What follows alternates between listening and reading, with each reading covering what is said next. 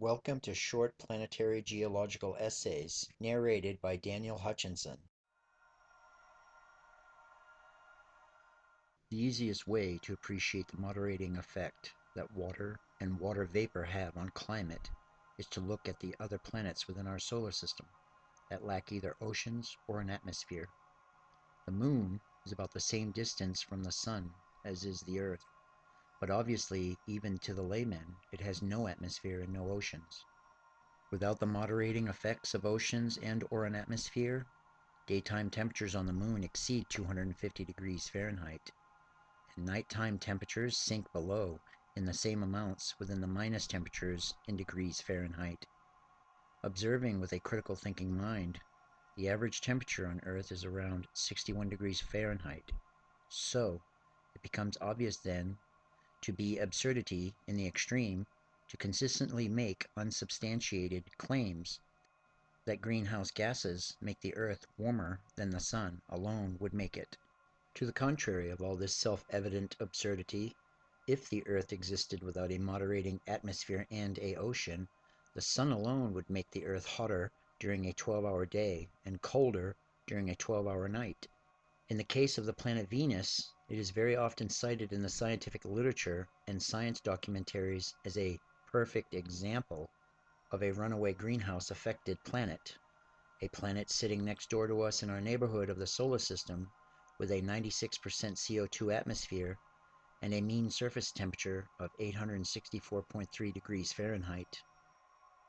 The surface of Venus is very much hotter than Earth, not because its atmosphere contains so much CO2, like the scientific literature and documentaries constantly claim, but because its orbital distance compared to Earth's is 30% closer to the Sun, with a planetary-wide atmosphere that is 90 times denser at its surface than Earth's.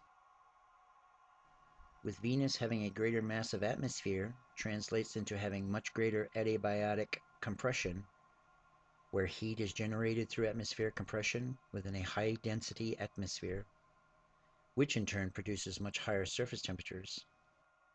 For an example, here on Earth, temperatures at Death Valley and the Dead Sea are hotter than anywhere else on our planet because of having the lowest elevations than anywhere else on Earth relative to sea level, which all translates into increased adiabatic compression. Logic dictates then that it is the direct heat from the Sun that is creating the extremely high temperatures on Venus, which inevitably leads to a high CO2 content in the planet's atmosphere, and not the other way around.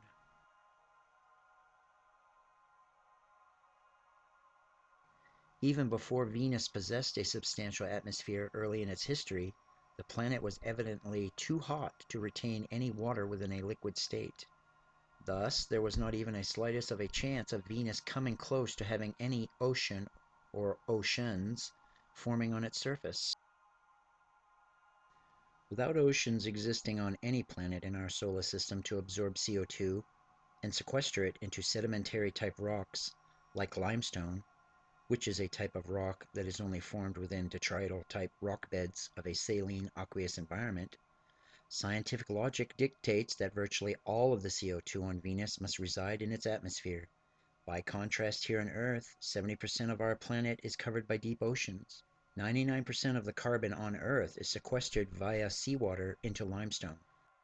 Also, Earth's atmosphere contains only 0.04% of CO2, making CO2 literally a rare gas, which therefore has no significant effect on Earth's climate. To sum all this up with the quote of Dr. Frank Schnell, "The absence of any obligatory relationship between CO2 levels and temperature is evident throughout the last 500 million years, known as the Phanerozoic. Therefore, while the scientifically bankrupt concepts of tipping points and man-made runaway greenhouse effects have obvious political applications, the mere existence of the Earth's oceans make all this an impossible and obscene fantasy." Dr. Frank Schnell.